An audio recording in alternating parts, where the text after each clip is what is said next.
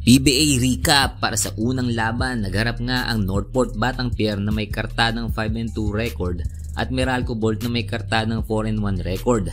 Dito nga'y pinutol ng Meralco ang winning streak ng Northport upang makuha nila ang pangatlong sunod na panalo.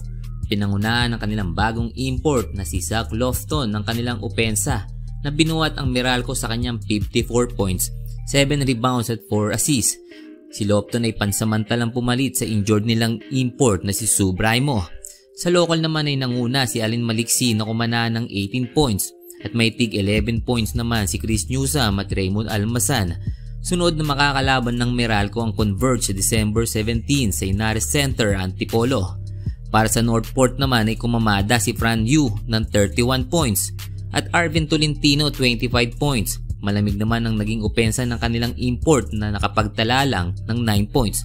Sunod na makakalaban naman ng Northport ang Phoenix sa December 20 na gaganapin sa Smart Araneta Coliseum.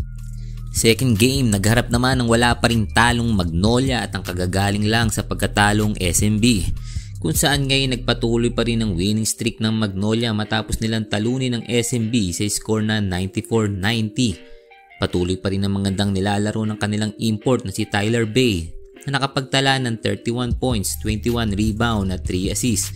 Katulong niya sa opensa sila James Laput na umiscore ng 14 points at Gio Halaulon 11 points. May tig 10 puntos naman sila Mark Baroka at Aris Junicio. Para sa SMB naman ay nanguna ang kanilang import na si Ivan Aska na kumana ng 29 points. Sa local naman ay nanguna si Jericho Cruz na nakapagtala ng 16 points at 12 points naman para kay Motaw Tua.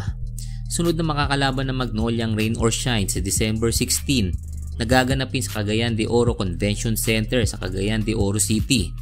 Ang SMB na may makakaharap ang Ginebra sa December 15 sa Smart Araneta Coliseum.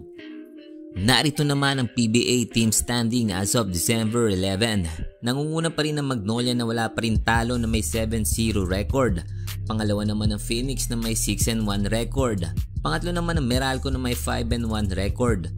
Sumunod ang Barangay Ginebra na may 4-2 record. Northport Battang-Pier 5-3. San Miguel Beermen 3-3. TNT Tropang Giga 2-3. Terra Firma Jeep 2-4. Rain or Shine 2-5. And Lex 2-5. Blackwater Bossing 1-6. At Converge 5-6ers 0-6. Ito naman ang maglalaro ngayong Miyerkules, December 13 sa PhilSport Arena.